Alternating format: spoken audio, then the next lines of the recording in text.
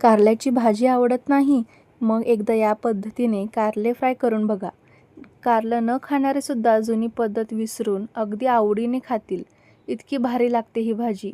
सगळ्यात आधी एका मोठ्या ताटात पाणी घ्यायचं आणि त्यामध्ये थोडं मीठ घालायचं. त्यानंतर आपण कारली कापायला घेणार आहोत. इथे अख्खा कारल्याचे आधी छोटे छोटे 3 भाग करून घ्यायचे.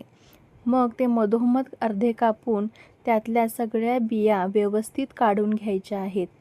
बिया काढून झाल्या की मग कारल्याचे व्हिडिओत दाखविल्याप्रमाणे अगदी पातळ स्लाइसेस करून घ्यायचे.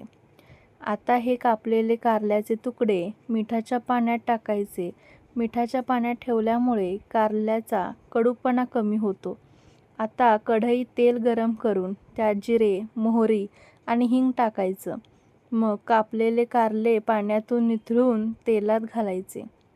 आता गॅस मध्यम ठेवून हे कारले तेलामध्ये अगदी छान परतून घ्यायचे आहेत.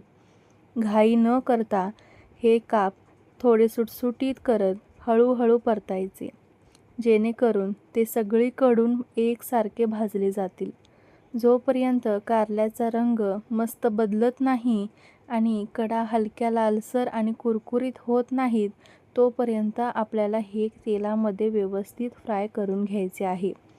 कारले छान फ्राय झाले की यात जिरे धने पावडर, लाल तिखट, हळद आणि चवीनुसार मीठ घालायचं. हे सगळे मसाले व्यवस्थित मिक्स करून घ्यायचे. यानंतर यात 1 चमचा साखर आणि पांढरे तीळ घालून पुन्हा एकदा मिक्स करायचं.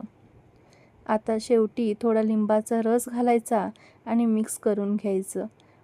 वरून बारीक चिरलेली कोथिंबीर टाकायची आणि आपली भाजी सर्व्ह करण्यासाठी तयार आहे. रेसिपी आवडली असेल तर व्हिडिओला नक्की लाईक करा आणि चॅनलला सबस्क्राईब करायला विसरू नका. धन्यवाद.